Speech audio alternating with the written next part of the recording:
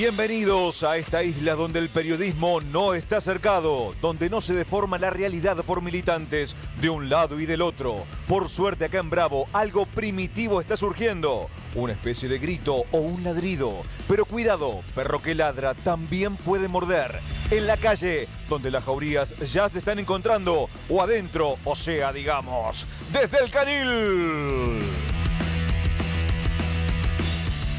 La Corte empieza a revisar la situación de CFK. Milei versus los Macri.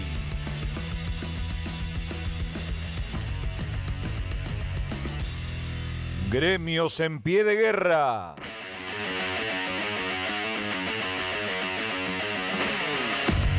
Netanyahu versus Macron por el Estado palestino.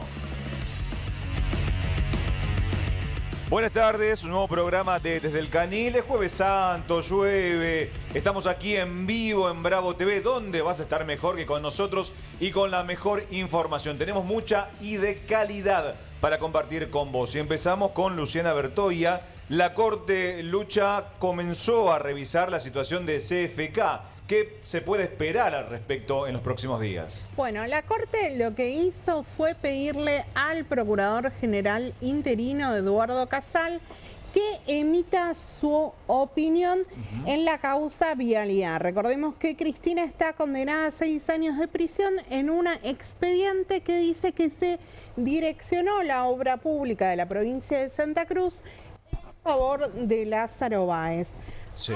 Y la Fiscalía está pidiendo que se duplique la pena. Epa. Es decir, que Cristina tenga una condena a 12 años de prisión y que también se diga que hubo una asociación ilícita. Eso es lo que planteó el fiscal Mario Villar, que es el fiscal ante la Cámara de Casación. Por otro lado están los recursos de Cristina, que claro. Cristina dice: a mí me tienen que absolver. Porque me juzgaron jueces macristas, había fiscales macristas. Sí. Bueno, los cuestionamientos al fallo los hizo el abogado de Cristina, Carlos Beraldi, que decía lo siguiente. Con la fundamentación de la sentencia. Aquí no se discute sobre el valor que pueda tener un testimonio o de qué manera debe interpretarse uno u otro documento. El problema que tiene la sentencia es que carece de fundamento jurídico. Esto es lo grave. Y se han violentado en este caso reglas lógicas que llevan a conclusiones absolutamente absurdas. Por ejemplo, que lo que se sostiene para fundar determinadas absoluciones que son correctas, se invierten en el caso de la expresidenta y se la hace responsable en base a un criterio que ni el mismo tribunal considera válido. Esto es lo que la Corte tiene que analizar.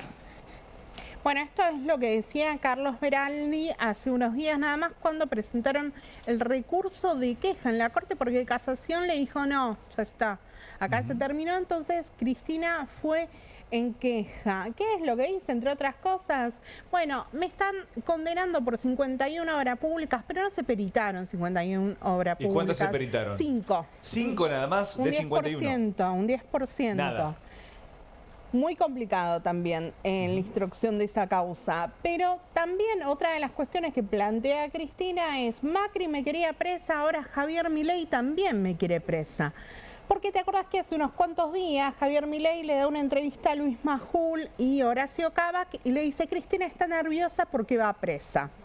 Eso es tremendo que lo diga un presidente. Eso, interviene en otro poder. No puede decir eso livianamente un presidente, Lucha. Interviene en otro poder y además había un dato muy relevante en ese momento, era que Javier Milei tenía un comisionado en la Corte, que era Manuel García Mansilla. Pero a partir de eso, Cristina también lo recusa, claro, a García Mansilla, pero game over. Ya se fue, lo ocupa. Ya se fue y de hecho hoy le aceptaron la renuncia.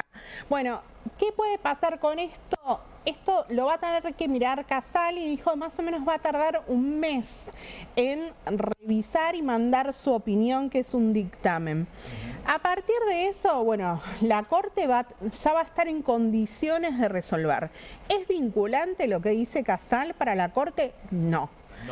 Pero sí es un paso importante. Si calculamos un mes, más o menos vamos a estar para el 20 de mayo. Ahí ya tenés dos escenarios. Uno, las listas. Cristina todavía no dijo si va a ser candidata. Es cierto.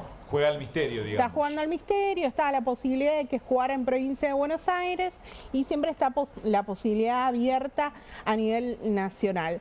Pero después la otra pregunta también es si la Corte llegara a confirmar la condena de Cristina, es bueno, ¿qué pasa? ¿Cristina Claro, puede ir presa? Exacto. Bueno, por la pena puede ir presa porque son 6 años, pero después el otro dato es, bueno, dicen, con 70 años va a prisión domiciliaria. ¿Esto es automático? No. Ah, ¿no es automático? No es automático. Hay un trámite, un proceso, digamos, para Eso pedirlo. lo tiene que evaluar cada juez. Ajá.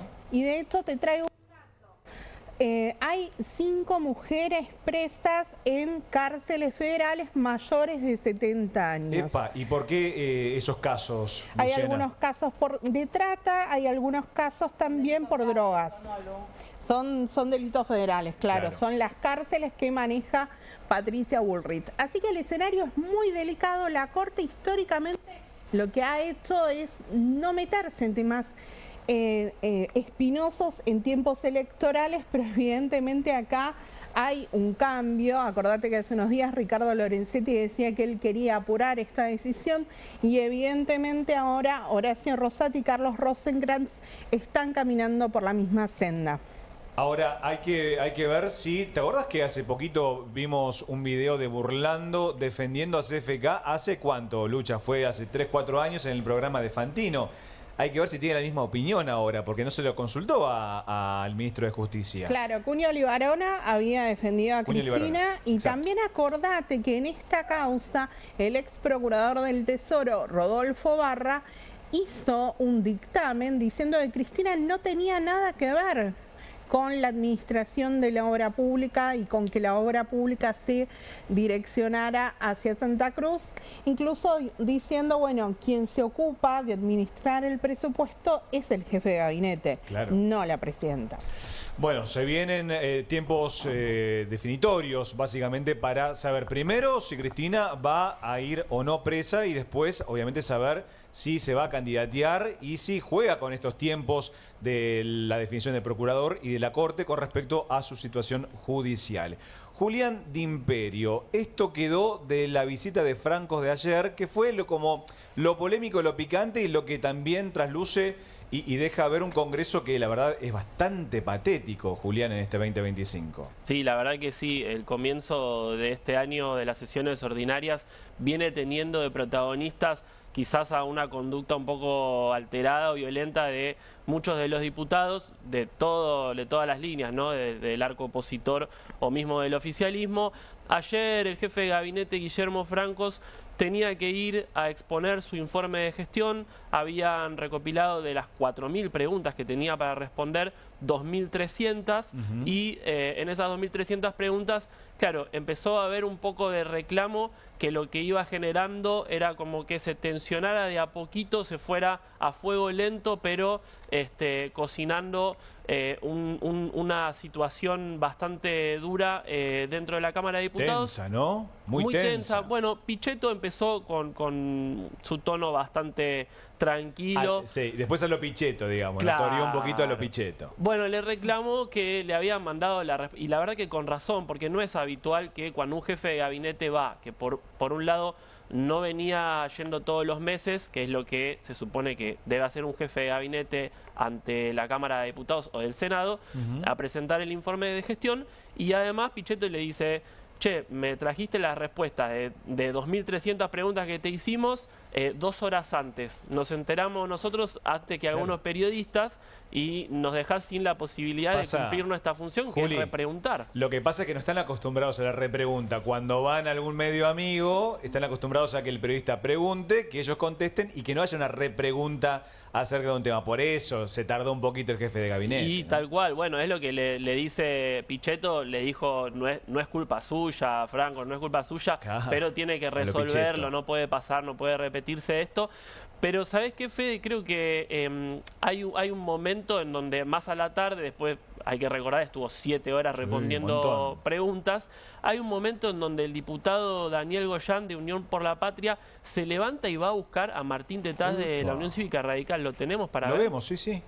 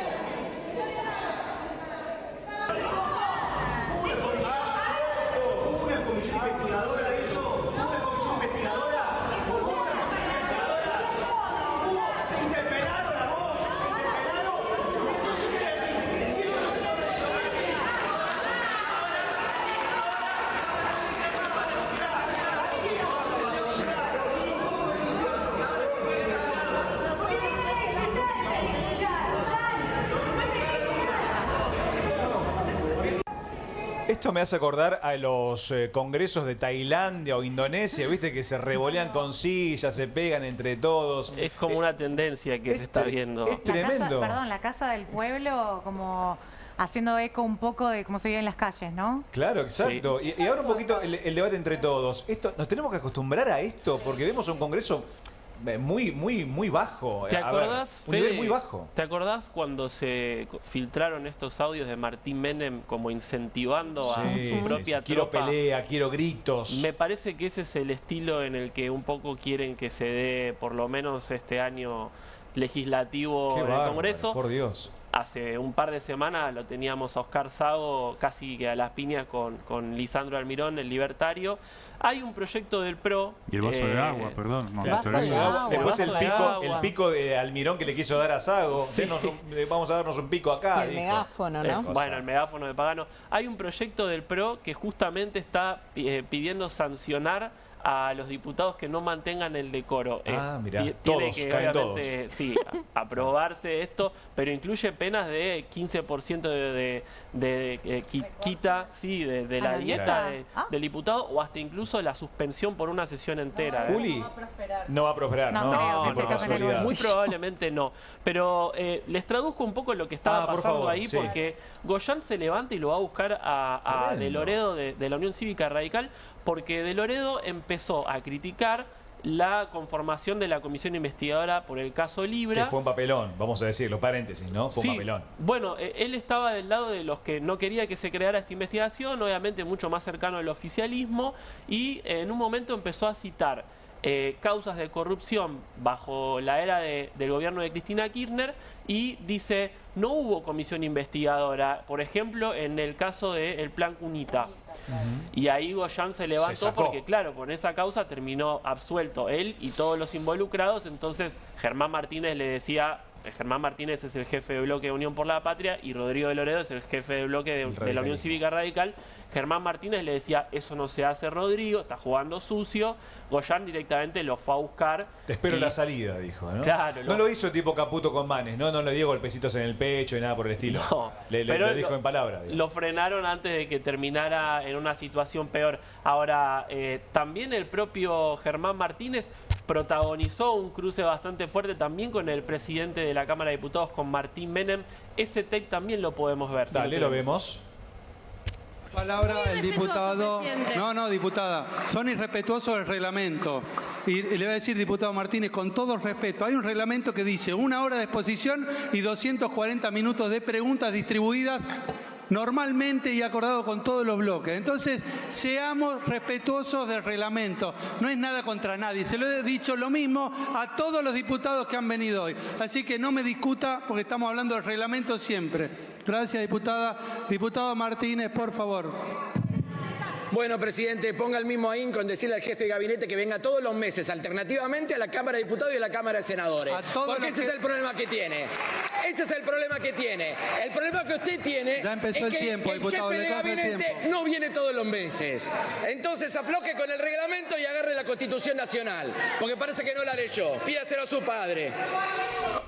Tremendo. No, Durísimo. y paréntesis, Juli, ¿cuántas butacas vacías? Estaría bueno que sancionen a los que no van, digamos, ¿no? Porque ganan un montón de plata y sin embargo las leyes siguen durmiendo en varios cajones, ¿no? Sabes que se especuló mucho con que la sesión se cayera, hasta último momento no estaba garantizado el quórum. Finalmente creo que ya estaba el jefe de gabinete ahí, se había discutido mucho internamente en Casa Rosada si tenía o no que ir, porque la semana que viene tiene que volver a ir Guillermo Francos a hablar exclusivamente por Libra. Eligió no responder ninguna pregunta de la criptoestafa y digamos que se dedicó a defender de una manera muy fuerte el modelo económico del gobierno. Obviamente habló de la baja de la inflación, incluso llegó a mencionar que los salarios superaron a la inflación y también por otro lado pidió un paquete de leyes de seguridad a los legisladores. Así que bueno, digamos que Francos la semana que viene, por una jugada que le salió mal al oficialismo, va a tener que volver a ir. Pero bueno, no fue el único cruce que se registró. No, te quería agregar esto de que en realidad hubo un planteo, ¿sí?, de legisladores del PRO que dijeron, a ver, viene Semana Santa, ya que tenemos que indagar al presidente, al jefe de gabinete, bueno, pasémoslo para la semana que viene. El gobierno dijo, de ninguna manera, porque nosotros en realidad son ellos los que nos quieren preguntar a nosotros. Nosotros no tenemos por qué suspender esto. Si ellos están tan interesados en saber sobre la gestión del gobierno, que vayan. Que vayan así y que fue pregunten. Como finalmente, porque para la exposición se necesita el quórum, 129 diputados. Exactamente. Ya que la tengo, Natalia Bacares, le quiero preguntar sobre los gremios que se han despertado. Hay que ver si por la reforma laboral que pretende el gobierno o la reforma sindical, pero algunos gremios están realmente en pie de guerra contra el gobierno. Así es, enfurecidos podríamos decir, cortado el diálogo totalmente con la Casa Rosada. El único que tal vez mantenía un contacto con los dirigentes gremiales era el jefe de gabinete, Guillermo Francos, que en este momento ni siquiera está pensando en levantar el teléfono y llamarlos. Nada, ni un WhatsApp, nada. Nada, ni siquiera, porque ya el gobierno les advirtió cuando fue, ¿se acuerdan?, la marcha y el paro de la CGT apoyando a los jubilados y después el paro del jueves pasado, ¿no? Bueno, ahí el gobierno les tiró por la cabeza que iba a haber modificaciones en la reforma laboral, que incluso ayer Francos lo adelantó en el Congreso de la Nación cuando fue a dar el informe a diputados. Sí. Bueno, obviamente pasaron cosas, ¿no? Como se ha dicho en este país. ¿Y qué pasó? Acuerdo con el Fondo Monetario Internacional, apertura del cepo, traslado a los alimentos. Principalmente. ¿Y qué pasa con las paritarias, ¿no? Cuando ya ahora, en este mes, se están reabriendo algunas paritarias. Incluso ayer, por ejemplo, cerraron los bancarios. La UOM está en pie de guerra porque tiene más de 20.000 despidos en los últimos meses. Las paritarias están totalmente congeladas. Claro, pisadas, lo último que se cerró era un 1% mensual, lo cual quedó muy lejos de la inflación. Sí. Y además de conocerse el número de 3,7% en el IPC del mes de marzo, obviamente la CGT se reunió y dijo, bueno, a ver, vamos todos a la batalla, vamos a estar obviamente haciendo una manifestación. ¿Todos, Nati, van a estar en pie de guerra y van a ir el 30 de abril a la marcha? El 30 de abril van a ir a la marcha. También se sumaron las organizaciones sociales, seguramente se sumen también los partidos políticos, ¿no? Algunos más importante de izquierda, van a estar, digamos. incluso están esperando que vayan gobernadores, sobre todo también. el de la provincia de Buenos Aires que se sume. Sí. Pero en las últimas horas habló uno de los representantes de la CGT, si tenemos el audio lo podemos escuchar. Lo escuchamos. Contando un poco lo que va a ser este plan de lucha. Porque tampoco uno se puede quedar con los brazos cruzados, que el gobierno haga lo que quiera. Y vuelvo a repetir, donde tendríamos que estar discutiendo otras políticas que sean, qué sé yo, cuantitativa y cualitativa, estamos discutiendo si vamos a la esclavitud moderna o no, porque... Qué contexto, ¿no? Porque claro, yo me pregunto, Nati, ¿tiene margen el gobierno para seguir pisando los salarios? Porque no va a homologar ningún acuerdo, como bien dijiste, que sobrepase la inflación. El tema es que la inflación está creciendo hoy en la Argentina. Bueno, por ejemplo, algo que venimos llevando ya hace un tiempo, ¿no? El tema del conflicto de los colectivos. La semana que viene vence la conciliación obligatoria. O sea que ahí el gobierno va a tener que sentarse a la mesa a debatir o por lo menos a plantear una solución si no quiere que haya un paro de transporte. Claro. O sea, esa es una de las cuestiones. Ya ATE, que es el gremio de los estatales, convocó también para una protesta el próximo 23, o sea, toda la semana que viene, ¿sí? Con también manifestaciones y protestas en los organismos públicos. Claro. También reclamando la apertura de las paritarias. Recordemos que UPCN también cerró a la baja. Una miseria. 1,5 y 1,2, ¿no? 1,5. Está pidiendo reabrir, de hecho. Claro, exacto. Una UPCN que siempre arregla, vamos a decir la verdad. ATE es el más combativo y UPCN, ante la primera propuesta, no importa si va en detrimento de los trabajadores, siempre arregla. Te quería preguntar, Nati, ¿es viable que el gobierno se encuentre con la CGT en los próximos días? Que haya un mensaje de Franco a Daer, por ejemplo, hola perdido, ¿cómo estás? No. Si querés nos juntamos. No hay un... Primero que no hay un interlocutor, se vienen estas manifestaciones, estas protestas que ya te digo, va a ser el 30 de abril y después tenés el acto del 1 de mayo. Claro. Sí, el 30 de abril van a estar movilizando desde la 9 de julio hasta el Monumento a los Trabajadores. Sí, eso es en el Bajo, en la ciudad de Buenos Aires, sobre Paseo Colón. Y después, el 1 de mayo, seguramente va a haber un acto encabezado por los principales dirigentes de la CGT. Ahí en y el Soparro, principales, ¿no? Los principales frentes gremiales de todo el país. Bueno, se vienen tiempos convulsionados entre la CGT y el gobierno. Bueno, Franco Littner, vamos a hablar de alguien que es un cholulo con los medios internacionales y es nada más y nada menos que Canosa no, es el presidente Javier Milei. ¿Qué pasa con el cholulismo de Javier Milei? Vos sabés que Milei está de festejo.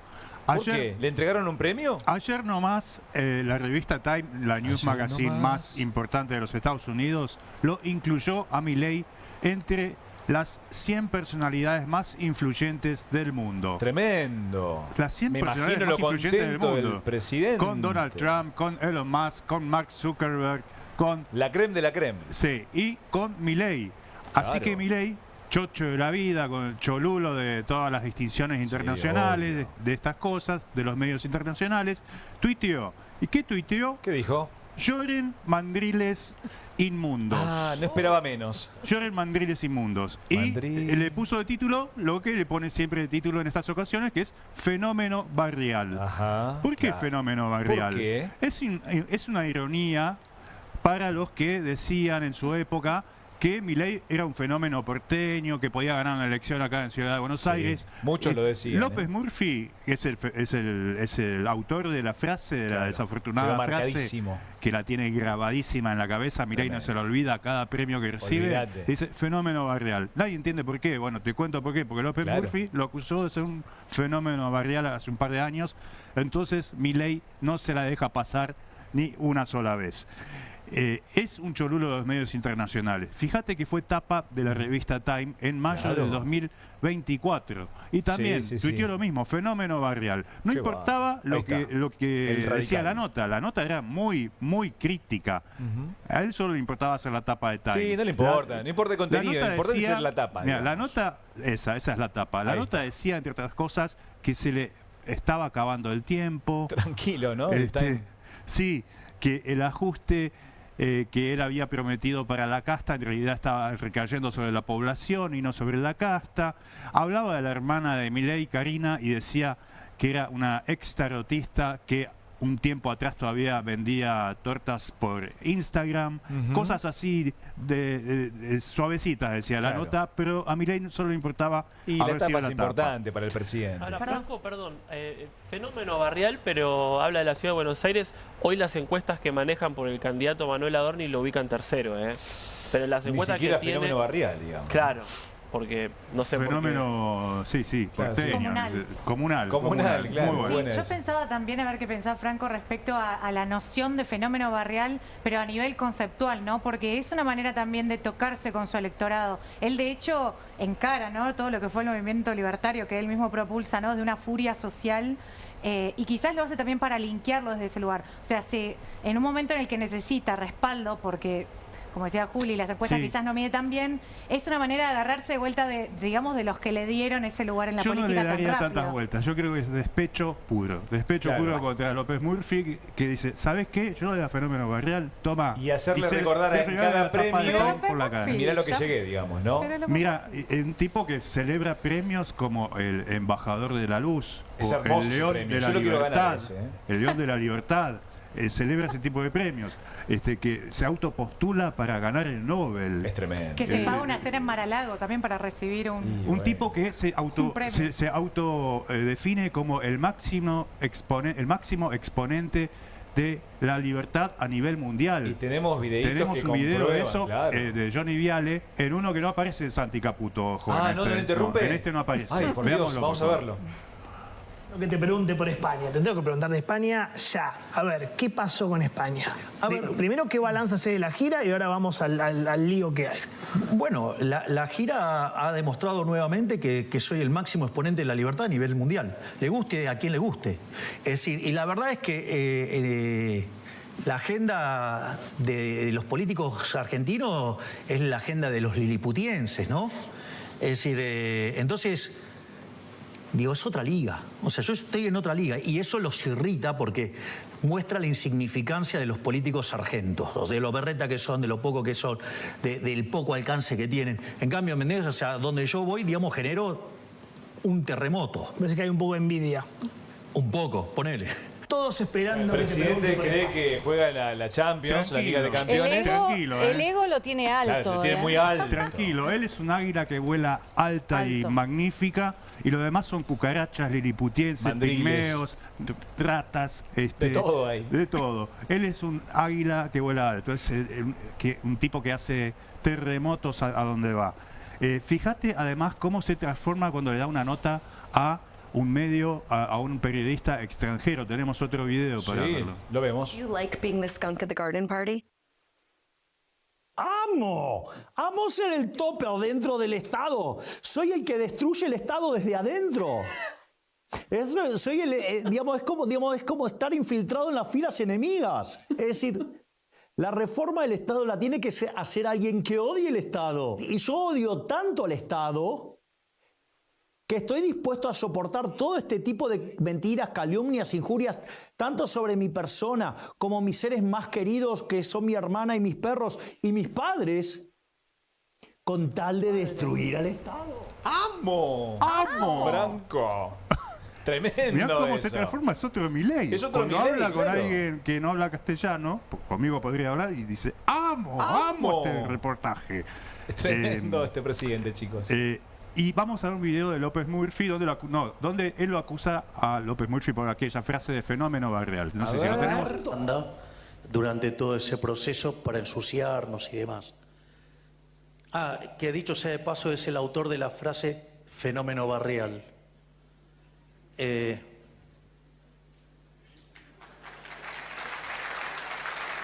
sí que la vio.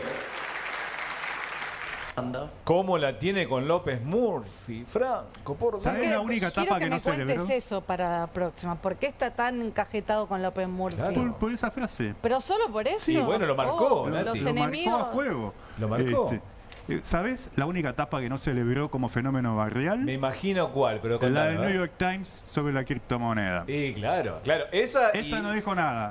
Y Nacional, la de Noticias, ¿no? Que ya le han dedicado varias tapas y seguramente no le habrá gustado pero ninguna. Nosotros jugamos en otra liga, porque es una águila que vuela alto. Periodismo serio. Nosotros somos locales, nacionales. Bueno, son como mandriles, digamos. Él es internacional, es una estrella internacional. Claro. Muy bien, Franquito. Ahora tenemos una noticia de último momento. Nos informa Luciana Bertoia. Sí, efectivamente, el juez Alejo Ramos Padilla acaba de declarar la inconstitucionalidad del decreto 137/2025 de Javier Milei, con el cual había designado a Manuel García Mansilla y Ariel Lijo en la Corte Suprema. Lo importante de esto es que dice que el mecanismo que se establece en la Constitución, en el artículo 99, inciso 19, y que se habla de empleos que se pueden completar durante receso del Congreso, no incorpora a los empleos de la Corte Suprema. Es un fallo que acaba de salir, pero que tiene este mensaje a futuro con lo que se va a poder...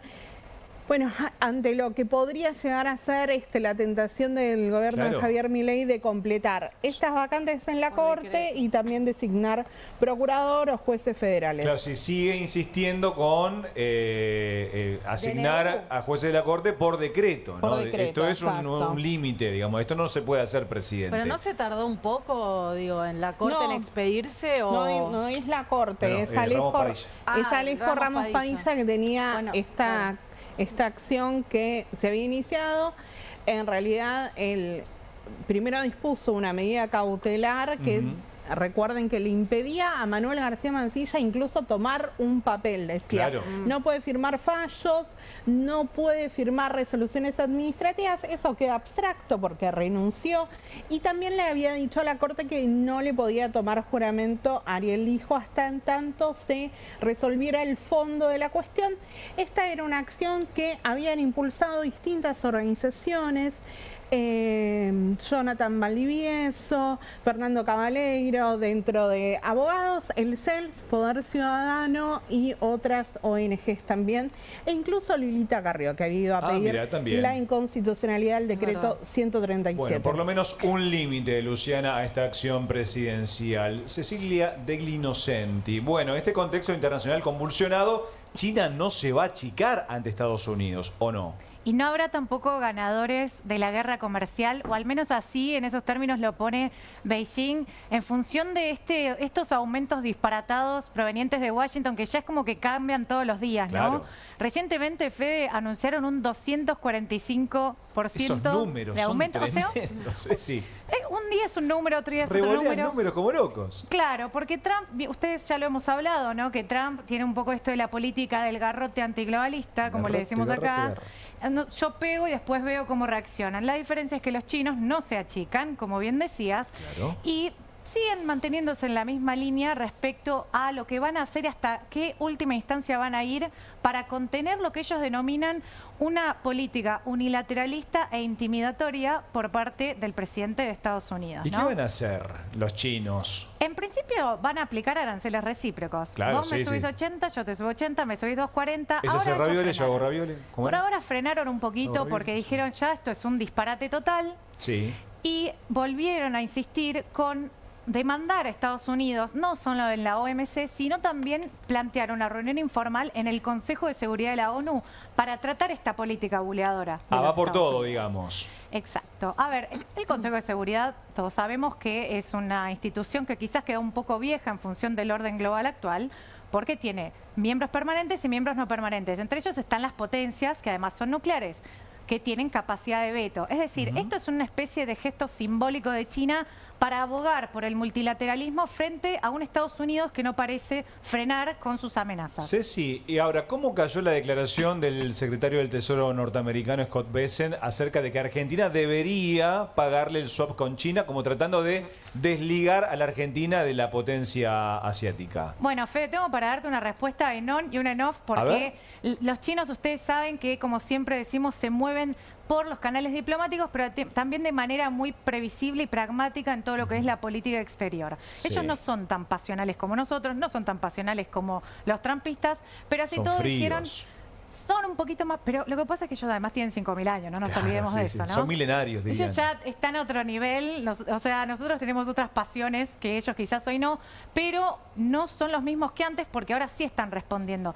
Mirando el tema de Scott Bessent en Argentina, como bien dijiste, no solamente dijo que Argentina podría desligarse del swap eventualmente si robustece sus reservas, sino que también...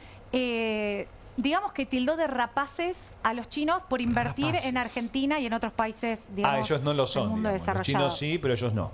Exactamente, entonces China dice, esto es directamente malicioso, los dichos de Scott Bessent literalmente dijeron eso, y digamos que en criollo lo que dijeron es, no les damos bola porque acá estamos hablando de que ellos se presentan también como los buenos de la película, eso podemos hablarlo en otro momento. Sí. Simplemente lo que hacen es apuntalar el desarrollo de países emergentes o países del sur global en esta disputa también ideológica que hay a nivel global entre lo que es China como una potencia emergente y un mundo occidental que también está un poco en retroceso, ¿no? Entonces Exacto. viene a agarrarse un poco de esa idea, digamos, ideológica, más allá de que después en los papeles podamos ir viendo en el llano cuáles son las obras de infraestructura, dónde están, qué es lo que está en juego. Y ojo, porque Estados Unidos y China, los dos están jugando fuerte en la infraestructura de América Latina, lo vemos en la hidrovía y lo vemos en distintos puertos y se están jugando ahí una pulseada muy particular.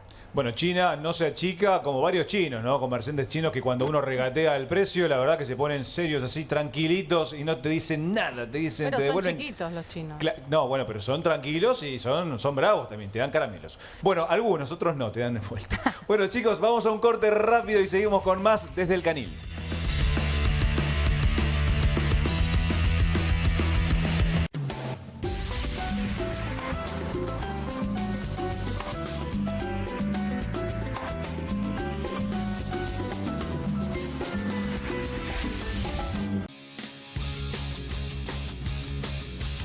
Soy Casta, con la conducción de Carmela Bárbaro. Un programa diferente de mujeres, plural.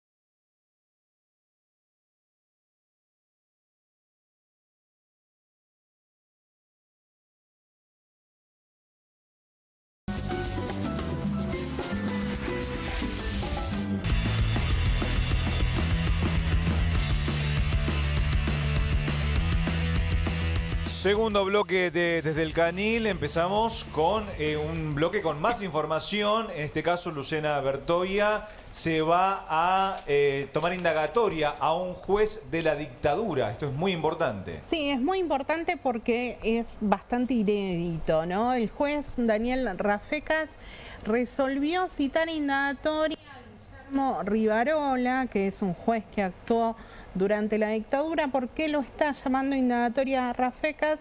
Porque él tiene una causa que se conoce, de un hecho que se conoce como la masacre del pabellón séptimo. Esto fue el 14 de marzo de 1978, una violenta requisa en el pabellón séptimo de la cárcel de Devoto. Esto termina con una represión y también con un incendio que el Servicio Penitenciario Federal no extingue.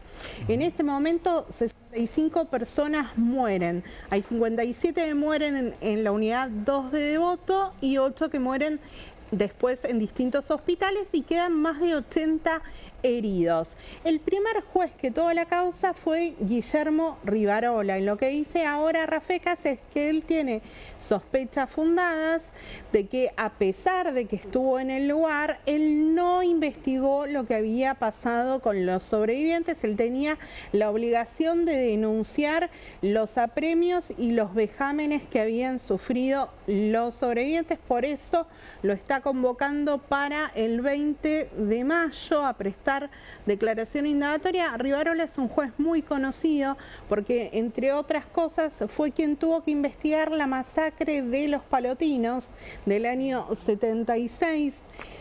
En el año 89, el periodista Eduardo Kimmel publica un libro que se llama La masacre de San Patricio, en el cual criticaba el accionar de Rivarola como juez. Decía que había hecho una instrucción formal, pero que no había investigado a los grupos de tarea de la dictadura. A partir de esto, Rivarola decide accionar contra Kimmel, que termina condenado, le hacen pagar $20.000. Esto es confirmado por la Corte Suprema de Justicia de la Nación y llega a la Corte Interamericana de Derechos Humanos, que en el año 2008 condena al Estado argentino, y esto tiene un impacto en la legislación, que es que se suprimen los delitos tanto de calumnias e injurias para asuntos de interés público. Kimmel realmente esto no lo puede vivir porque muere a los pocos meses. Tremendo. Este es el juez Rivarola que, bueno, ha tenido una actuación larga en la justicia, había ingresado en el 56 y en el 76 Jorge Rafael Videla lo designa juez federal. Lo importante, dos cositas, Luciana, de lo que venís diciendo. Bueno, la primera, lo importante de juzgar a la justicia de aquel entonces, ¿no? Porque hay que recordar, fue una dictadura cívico-militar que también formó parte de ese engranaje de poder, el poder judicial, o los jueces, mejor dicho, en aquellos años oscuros. Y segundo, hay un gran y hermoso tema del Indio Solari, que habla de la masacre de Pabellón Séptimo, que es un hermoso tema que describe a la perfección la tragedia que vivieron esas personas. Así que, Luciana, bueno, a fin de cuentas va a ir Rivarola y va a tener que dar muchas explicaciones, ¿no? Ahora está juzgando un tribunal lo que pasó en el pabellón séptimo, así que esto también da un nuevo impulso y, como vos decías, Fede, esto ha sido una rareza. Solamente hubo un juicio conocido como de los jueces en Mendoza, después un juez que fue condenado en una primera instancia en Tucumán y una secretaria de un tribunal de menores que también terminó condenada. Bueno, veremos qué pasa con el juez Rivarola. Julián de Imperio, bueno, usted la sigue con francos. Me parece que está obsesionado como Franco con el triángulo de hierro del presidente. Bueno, no respondió nada de Libra, pero va a responder la semana que viene, ¿o no? Exacto. Bueno, la oposición y el oficialismo creo que también están obsesionados con el escándalo de la criptoestafa. De alguna manera, lo que dijo ayer antes de empezar a exponer su informe de gestión el jefe de gabinete ante los diputados es: las 100 preguntas que me mandaron sobre el tema Libra las voy a responder la semana que viene. Ahora, ¿por qué termina yendo Francos 2 veces en menos de una semana al Congreso? Bueno, en realidad es una jugada que le salió mal al oficialismo. Martín Menem quiso ablandar con anticipación a la oposición que se estaba preparando u organizando para justamente dar quórum y aprobar la conformación de una comisión investigadora, algo que pasó hace 2 semanas, y entonces dijo, bueno, quédense tranquilos que igual lo voy a traer a Francos al Congreso a que presente su informe de gestión, le pueden hacer alguna pregunta ahí. Estaba quizás dirigido un poco a la Unión Cívica Radical, que está un poco más afín, es más dialoguista con el gobierno. Mucho más dialoguista. Muchísimo más. No logró ablandar lo suficiente, el radicalismo se lo advirtió a Martín Menem siguió y dijo no pasa nada, no va a haber quórum. Finalmente los gobernadores no apoyaron. Mandato número 1, no confíes en los gobernadores, diría, ¿no, Juli? Bueno, es un año electoral y se está discutiendo una cuestión básica que son los fondos para cada provincia. Claro. Mientras la libertad avanza se está armando a nivel nacional. Pero lo que te quería decir con esto, Fede, es que Francos también está comprometido porque la semana que viene no solamente está citado para interpelación él por el caso Libra, sino que también están los ministros de Justicia, Mariano Cunio Libarona, y de Economía, Luis Toto Caputo. Entonces dijeron, vamos la semana que viene, obviamente Caputo ya, me adelantan, no tiene intenciones de ir al Congreso, pero Cunio Libarona sí. Entonces se están preparando un poquito ahí para ver cómo van a responder todas las preguntas, la oposición por su cuenta también. El martes que viene tiene que ir y por otro lado también Francos está obligado porque hay una jugada que si no la oposición puede lanzar, que es pedir una moción por censura, y eso sí toca efectivamente a un jefe de ministros, no así un ministro. Es decir, Toto Caputo probablemente no tenga ningún problema si rechaza la interpelación, pero Francos sí está obligado a ir para cuidarse de esta moción. Bien, el miércoles también, o sea, un día después de que Francos haga la interpelación, se va a terminar de conformar quién va a presidir la comisión de la comisión investigadora por Libra. Recordábamos, te lo venimos contando en las últimas semanas acá, está muy parejo, hay jugadas de todo tipo, se conformaron interbloques entre la oposición y el oficialismo. Una vergüenza. Para sumar una sillita más para ver si podían dormirla o no. Hoy te puedo decir que está en un empate virtual 14-14, eso favorece al oficialismo, pero Oscar Agos Carreño, sí, el diputado de Encuentro Federal de Córdoba, es quien está encabezando las negociaciones para presidirlo y de alguna manera lo que garantizaría que por lo menos se pueda tratar, porque si queda en manos del oficialismo, este escándalo va a terminar dormido en el Congreso. Volviendo a Francos, me imagino que tanto él como Cunio Libarona deben estar estudiando este fin de semana largo a ver cómo lo defiende al presidente por el caso Libra, me imagino. Natalia Bacareza, bueno, hay una preocupación, una de tantas que tiene el gobierno, pero principalmente al presidente le afecta mucho esto, el tema de las encuestas. ¿Está en caída, Milei? Mira, yo le vengo a hacer la competencia a Franco ahora. No traigo tapas de Milei, pero traigo notas internacionales sobre Milei. Una nota que tuvo alguna repercusión, no fue retuiteada ni reposteada por los libertarios en las redes sociales. Habla sobre el gobierno de Milei y es el diario The Economist, este diario prestigioso británico donde analiza, ¿no?, lo que tiene que ver con la economía argentina después del acuerdo con el Fondo Monetario Internacional y también con el cepo. A ver, ¿qué dice este título, no? Voy a dar vuelta un segundo. Bueno, está traducido, está bien. Yo le voy a traducir, pero porque lo había mandado está todo en inglés. pensado. Gracias, producción. Muy bien, producción. Habla obviamente de esta jugada audaz del gobierno que es abrir el cepo y obviamente cerrar un acuerdo con el Fondo Monetario Internacional. Ahora, ¿qué pasa? Es una nota mitad y mitad.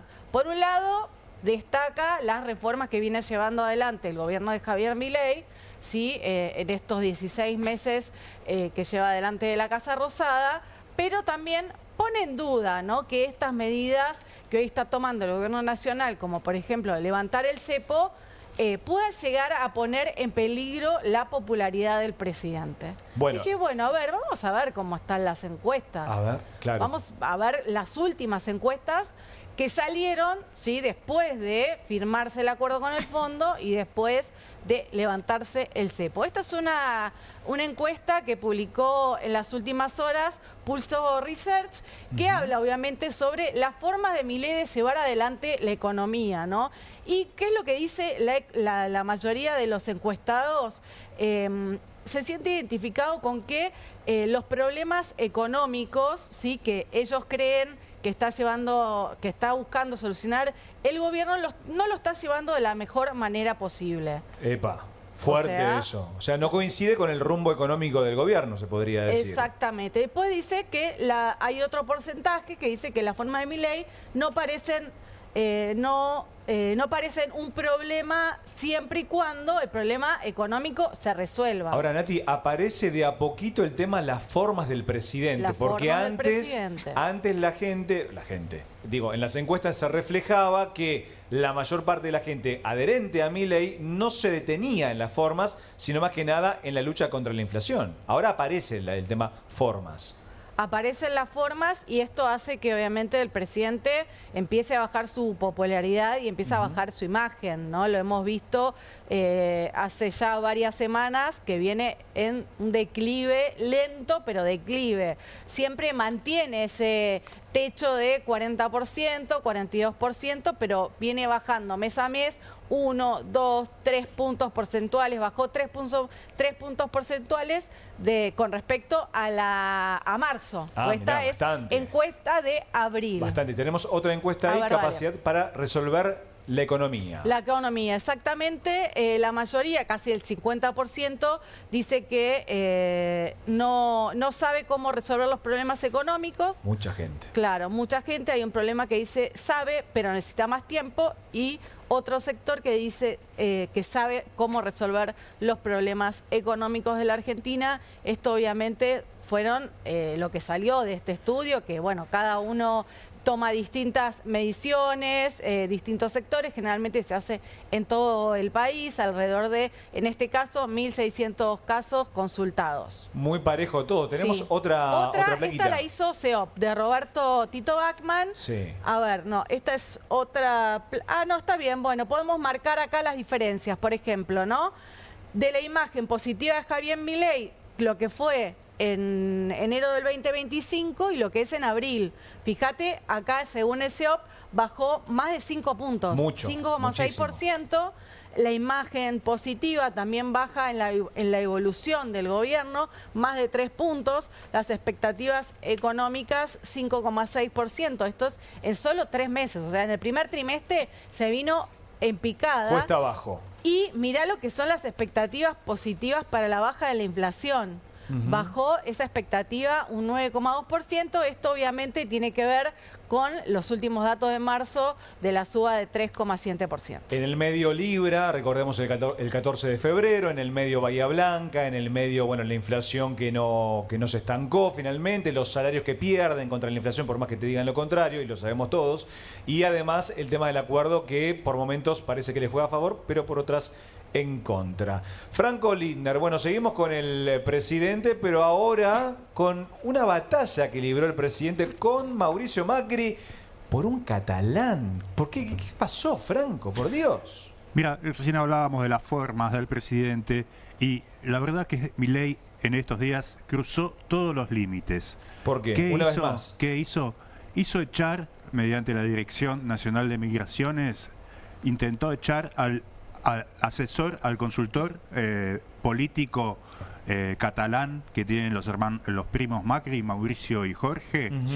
Es un señor que se llama Antoni Gutiérrez Rubí, trabaja para Jorge Macri desde comienzos de año, y Milei lo acusó, usó la excusa de que se le había acabado el permiso de residencia. ¿Y esto es verdad? Bueno, según las fuentes, el catalán dice que tiene los papeles en regla. Vamos a ver, porque todos estos papeles aparecieron mágicamente en las redes de los tuiteros, de los trolls libertarios. En esos papeles se ve que el catalán decía que venía a trabajar para la Universidad 3 de Febrero, y también decían esos papeles que no tenía actividad fiscal en el país. O sea, no estaba facturando. Si está trabajando para los primos Macri, no se ve que haya plata por ningún lado. Claro. ¿De qué lo acusa Milei al catalán, al pobre catalán? De hacer campaña sucia contra él y ya haberla hecho en la campaña del 2003 presidencial, cuando el catalán... 2023, claro. De 2023, trabajaba para Sergio Massa. Es decir, es el ex asesor... ¿Cómo se comparten consultores, el ex consultor de Sergio Massa, hoy trabaja para los Macri y... Según Milei, si tenemos un audio ahí para escucharlo, le está haciendo campaña sucia igual que en el 2023. Dale, lo escuchamos. Yo le pregunto a todo el mundo, y usted dice una cosa y Jorge Macri dice otra cosa, y yo supongo que Karina... Sí, bueno, sí, igual que como, digamos, haber contratado a Gutiérrez Rubí. Vamos, porque nos ponemos espesos. Yo no tengo ningún problema, el presidente es usted. No, bueno, está bien, digamos, pero contrataron para campaña negativa el mismo que contrató Massa. ¿Y usted ¿A usted no le parece que eso es un acto de deslealtad? ¿Usted le pareció? No es una traición en la espalda. A mí me parece una traición en la espalda. Ahora, en este contexto, ¿es posible una alianza entre Milei y Macri? Se hablan de traiciones, de campaña sucia. Esto es, sería raro una alianza total con el PRO de parte de la Libertad Avanza. Está muy difícil. Te quiero marcar una cosa. La campaña sucia que dice Milei de 2023 estaba basado en datos de la realidad. Hablaba de venta de órganos, hablaba de portación de armas, hablaba de que se iba a terminar la educación pública, de que quería tirar abajo el Banco Central. Todos datos de la realidad. Y que el propio Milei se ufanaba de eso, digamos. Salían de la boca de Milei, pero cuando empezó esta campaña sucia, entre comillas, se desdijo a medias de todas estas cosas.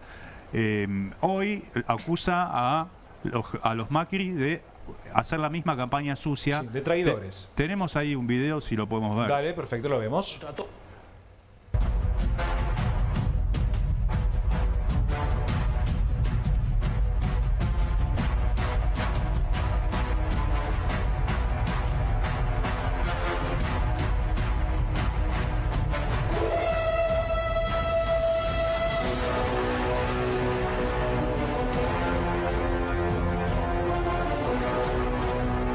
Nos largamos a la carrera presidencial y a pesar de tener que sufrir la campaña sucia más violenta de toda la historia,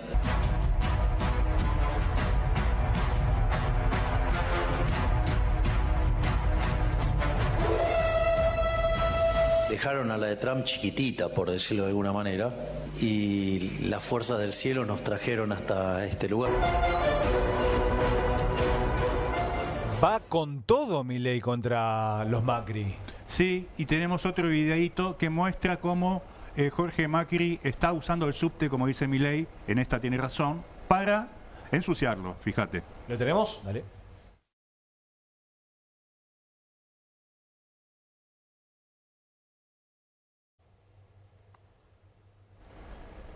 Cortito, es lo que muestran los tuiteros libertarios.